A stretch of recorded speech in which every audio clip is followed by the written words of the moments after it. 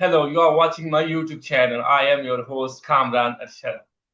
You should know that today I have invited a guest in this vlog, which is definitely will be graceful for me. And I would like to share her experience, what she is doing. She is actually the founder, Skyline Trading CEO, Innovative Solution Hub Private Limited, Business Awards winner, humanitarian, researcher, women empowerment, and various committees, climate change expert, and global goodwill ambassador as well.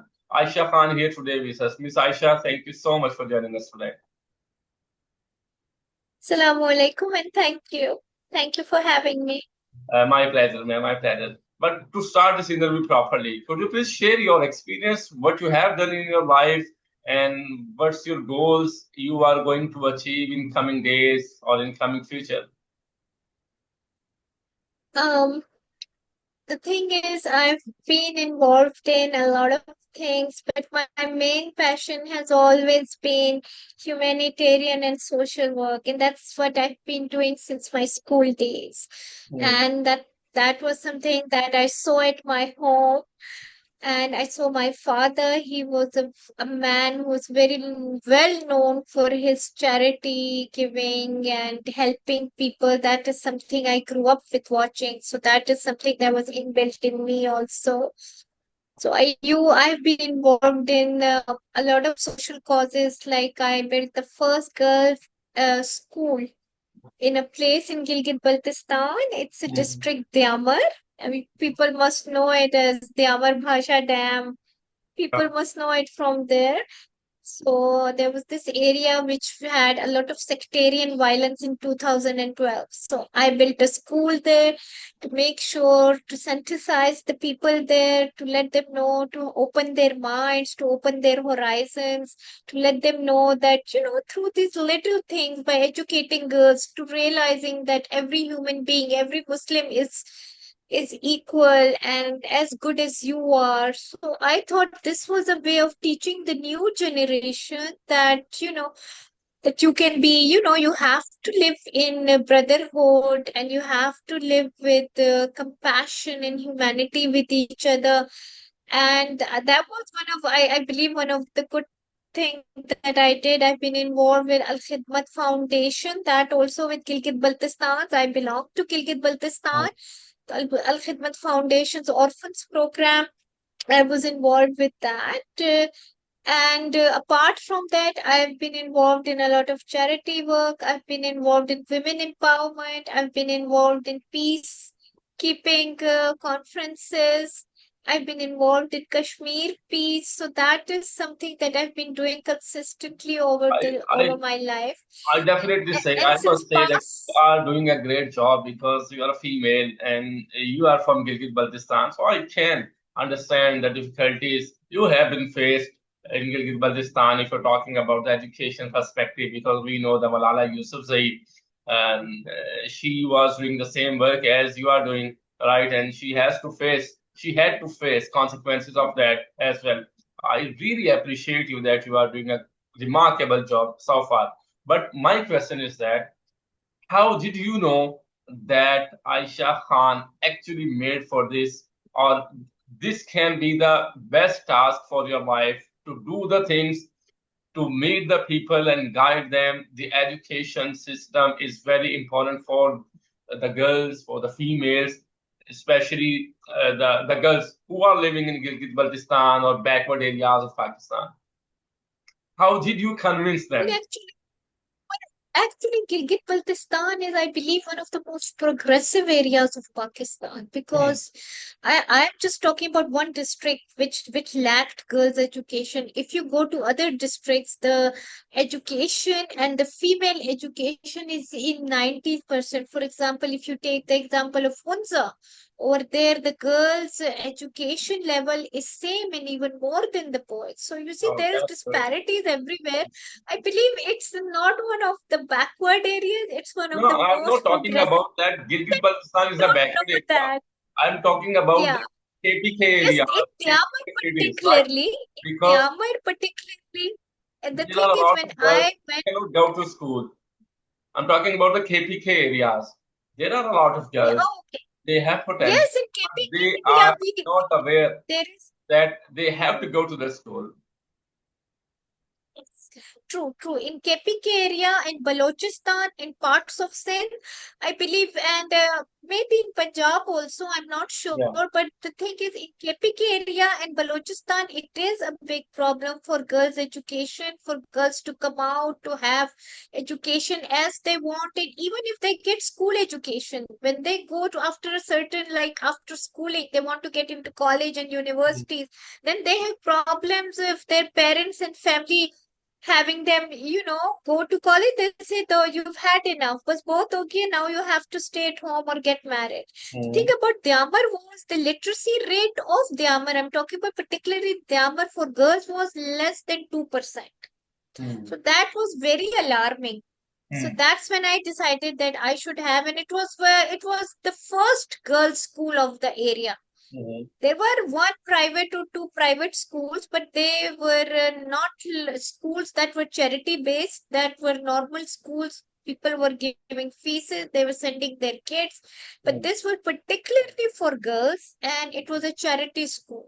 There was like we did not take any fees. Mm. Everything was provided by me from their stationery to their lunch boxes to their bags to even to their uniform was Mm. provided by me. I just wanted the girls to have education there. Mm. And I believe KPK, but it's changing. With time, people are realizing, especially in Pakistan, we are realizing and things are changing. But obviously, it's going to take more time. Yeah, it's gonna take more time. There are a lot of things we have to discuss on this. Anyway, did you get any threat in your life from anyone? If it's shareable. Yeah, the thing is, when I was working in the armor, so I was a little hesitant. But because I'm from that area, I had my uncles, I had my mamu, Mm.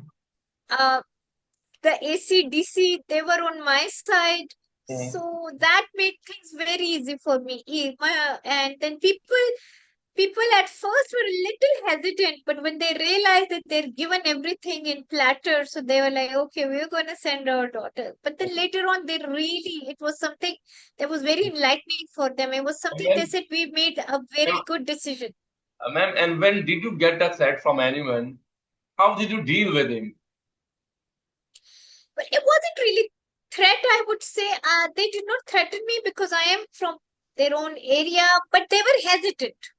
People Hesitant. were All right. hesitant. They, Mm. yeah, All they right. were hesitant. They were hesitant in the sense that they were saying, "No, we don't want our girls to go to school. No, Mm. it's not a good idea." That the elders Okay. had to go convince Mm. them. I had to go tell them, I'm a girl from your area. Look at me. I'm educated from the US. My father gave me that choice. So this Mm. is something I want for the girls of my area also. So Okay, that's how it began, and that's how people started sending let's their move on. daughters. You have received business awards for your work. What core values or strategies do you believe contributed most to your success? I believe business is something I got into like in past 6 or 7 years. I Mm. became an entrepreneur. I started a trade company. It was an import as well as an export company. Mm. Uh, it started with a family member. He was a cousin. He was in China. He was already involved. He told me, Baji, Mm. just get into this. It's something you will like. And then I did a little market analysis and I thought, okay, this is something I want to get into. Mm. And mashallah say it went very well. Later on, it was from China. We started in leather. I'm very interested in the fashion industry. Mm. Leather was something, Pakistan is one of the main exporters of leather items Yeah. to the world. So I thought maybe if we could uh, uh, kind of bring leather fashion together, so that would be a good synergy between the two. So that's Mm. what I'm doing, and we have also did imports as well as exports from China. Mm. And China is, as we know, one of the world's main trade manufacturer of the world. Mm. For And things that are made in China go all over the world. So, and mm. we are, I think, fortunate to be its neighbor. Mm. Ma'am, your work in women empowerment is truly inspiring for everyone. What specific barriers do you think still hinder women's advancement, especially in South Asia, and how can they be addressed? Well, I believe the first thing is women don't even know their own power. Women don't even know their own rights. If they know their rights, they can ask for it. They're more able to do things that they want to do in life. Women should be made aware of their rights. Like women they don't know much about their property rights, educational rights. They fight for it, and alhamdulillah, Pakistani women are educated, and they are being given education, especially in the remote areas. There is more awareness in that section, in education section now. But there should be awareness about if they want to work, if they have want to go in a field. You see, we live in such times. Pakistan is going through inflation for the past 15 years or more. It's like it comes and down all the time, but we have to admit that right now women education is as important as a male education, because tomorrow a woman needs to be independent now also. It's not that one male member, we are not in those era anymore, that one male member earns and the rest of the family, they sit and they eat. So you Mm, see, things are changing. Women have to be aware. There were a lot of women, girls I met, that they were divorced widows, and they said, now we have kids. How do we manage? We have mm, to manage, get a job. So this is where your education and your work experience come in.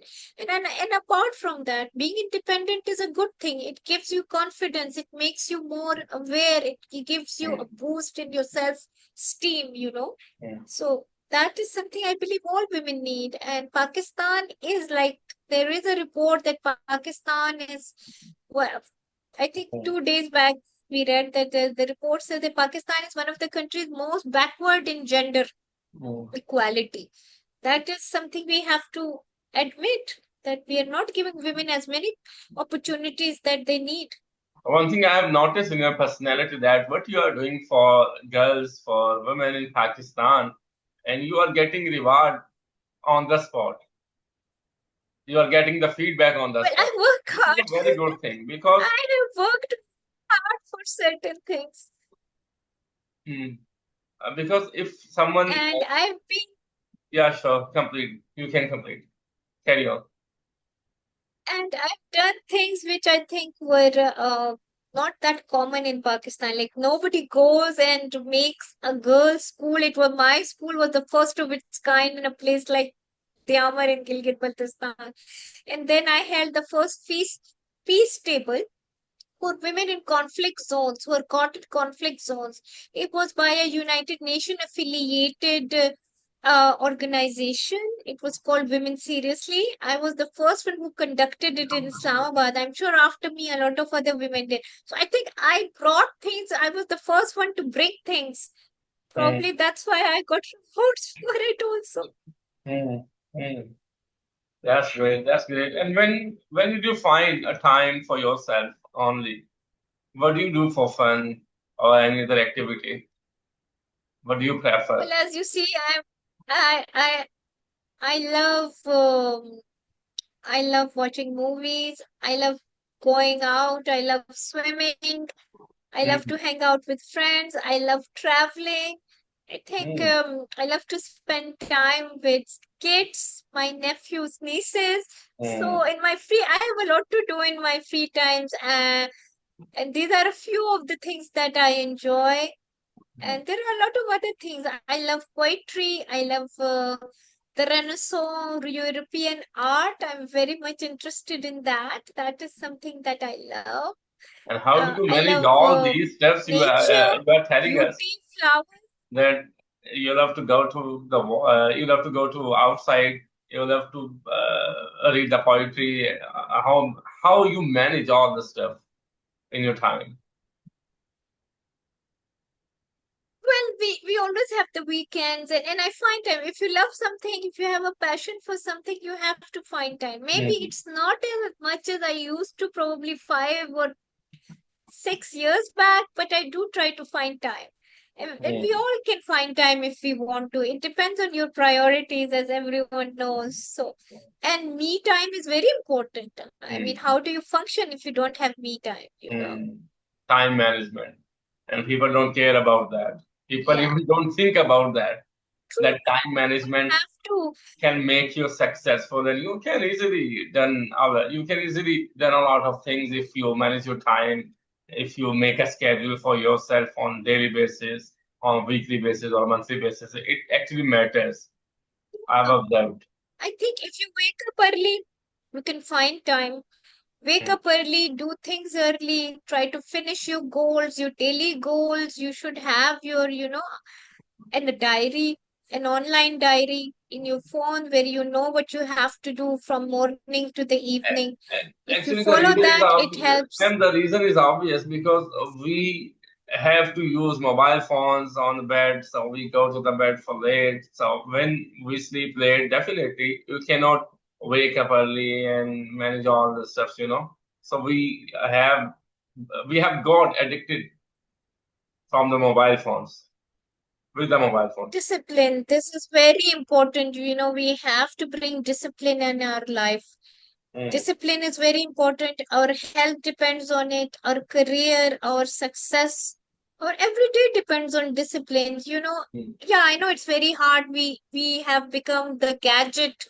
I think it's a pandemic. You can say that everyone is glued to the machine, their cell phone. But cell phone, you have to use it when you need it. Then put it down. It's not necessary. Even kids today have a lot of problems due to these things. Children are having, kind of diseases that we have never heard of, like AHDD, or people on Instagram, women see other women's lives or other people's lives. It gives you a kind of a complex, or your self-worth goes down. First of all, believe in yourself so much that, this is what Allah has given me. This is mm, who I am, and I'm proud of myself. And that's how you see things. Have to be mature, have to have discipline, and of course believe in Allah, and the faith in Allah is the main thing. mm. And how does your research intersect with your climate change advocacy? And what solutions or findings are you most passionate about sharing with the world? Well, I come from a region which is volatile to climate change. We have glaciers. As everyone must have heard, that the flights to Gilgit-Baltistan, if you go for a whole week, maybe 2 or 3 flights a week, they manage because of the weather. And we have a lot of road slides. Most of the time, the Karakoram road is always closed down due to some landslides and things like that. And there's pollution in Pakistan. Pakistan is one of the top 10 countries most susceptible to climate crisis. So Hmm. that is something, We are because at I'm first from that region, position and because last year. climate is important for Pakistan. Ji? We got a first position last year in pollution. Yes, you see that these are the things that we have to tackle. Otherwise, we will have a lot of diseases. Pakistan cannot, progress if we do not do anything about our climate. Climate is one of the most important challenges. You see, floods, we have these floods in Punjab and Sindh every year. Now they've become more frequent. It's happening everywhere. Climate is affecting lives of every Pakistanis right now, and we have Definitely, to do we had something to about face it. flood in 2022. It is just because of climate change. Mm, And absolutely. You see, and you know very earthquakes. well, Antonio Guterres, Secretary General of United Nations, had come to Pakistan, and he has spoken openly in Ladkhana that if this issue is being facing Pakistan right now, so other country can face this kind of issue in future if we do not make a policy how to overcome on it. Absolutely, it's going to get worse. You see, every 5 years, that because of the deforestation and the climate susceptibility, Pakistan goes down. We have more floods. We have more erosions. So these Mm, things, if we don't tackle them now, the plastic, the food wastage, everything comes in it. From our agriculture, we are an agri-based country, and these things are affecting us. And the government has taken uh, taken it in notice. The government is doing something about it. I think this is one of the Well, good things absolutely that right, but I will have a happen in the coming reservation years. with respect for it because the point is that we always highlight the issues that government has to take some bold step to rectify or to eliminate those who are actually the reason of this pollution, right? They will they will take some action in traffic police that you have to get that cars. They will definitely go to the farmers and they will arrest them that they are not doing what the government has facilitated them, right? But why we don't think on missiles war? This is also the Why we don't think of missile this war, besides missiles war. war? No, no, no, no, no. If hopefully no war where climate is concerned. The thing is, you see, government will take notice of these things with time, with precision, with a lot implementations of different programs. I'm not saying they're not doing anything. They are doing something. You see, in KPK, we are now going to hopefully introduce climate greenhouses that has not been part of the KPK government, or there no one is really talking about it right now. But KPK is one place where at least I would want to see this. I have a plan for this. We are in talks with that. And these things, see, in the past 5 to 8 years, we have been doing a lot on, planting trees. And that has also been shown, and Pakistan was praised for that also.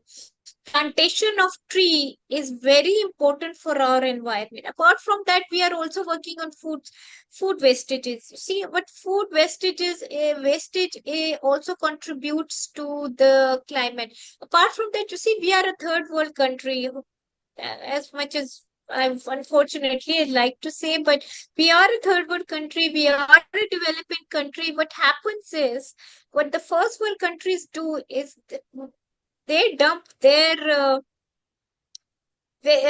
waste in these areas, in our area, so that also has an impact on the developing countries. So you see, a lot of things are involved, a lot of work needs to be done because it wasn't taken care of 30 years ago or 40 years ago when it started to show its signs. And now people are suffering. So whether government likes it or not, even they are compelled to take notice. They are working. Ms. Asha, thank you so much for joining us today. It was really wonderful having you here and learning from your experiences. But before I wrap up this podcast, Thank is there anything else you would like to share with our audience or any message you would like to leave them with? Well, what I would like to say is we are all Pakistanis and we have to build Pakistan. We have to make sure that Pakistan comes up in the world map as a progressive, as a country which is a peaceful country, a country which is a uniting country, a country which is a welcoming country, and we all have to play our part in making sure of that. Any message or any suggestion for me? But my suggestion is that we have to keep doing good work, and we have to bring and make sure that people are more aware about their rights. We have to make sure that we do not correlate religion. Religion, we have, Alhamdulillah, Islam is our most beautiful, precious religion. We have to take this stigma out that maybe Islam is fundamentalist or Islam is somewhere related to Muslims.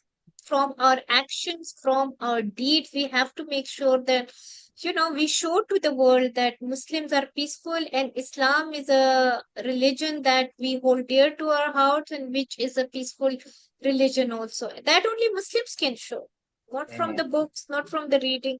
We have to do it from our own character and actions. It's a moral duty to follow those things which Islam has taught us. Yes. Aisha Khan, thank you so much once again that you have given your precious time. And I have discussed a lot of things, a lot of questions which people think to ask the people like you. And again, I would say that you are doing a great job and we pray for you. And we definitely encourage you that you are doing a remarkable job. Keep shining. And thank you so much once again. Thank you so much, Arshad. I, It was lovely talking to you. All my prayers for your success. And you're doing a great job. And I hope you stay blessed and I hope you flourish. I have planned to invite you again for another episode because you have a lot of potential. And when someone reviews your profile, I came to know that you are managing some stuff. So we can arrange another episode with different topic or questions, which can be helpful for the people of Pakistan and the world as well. Inshallah. And whenever you feel that I can be of any help to my people, or if something I see can make a difference, I will always make myself available. Pleasure, ma'am. Thank you so much once again. Have a lovely day. Take care. Allah Hafiz. Thank you. Allah Hafiz.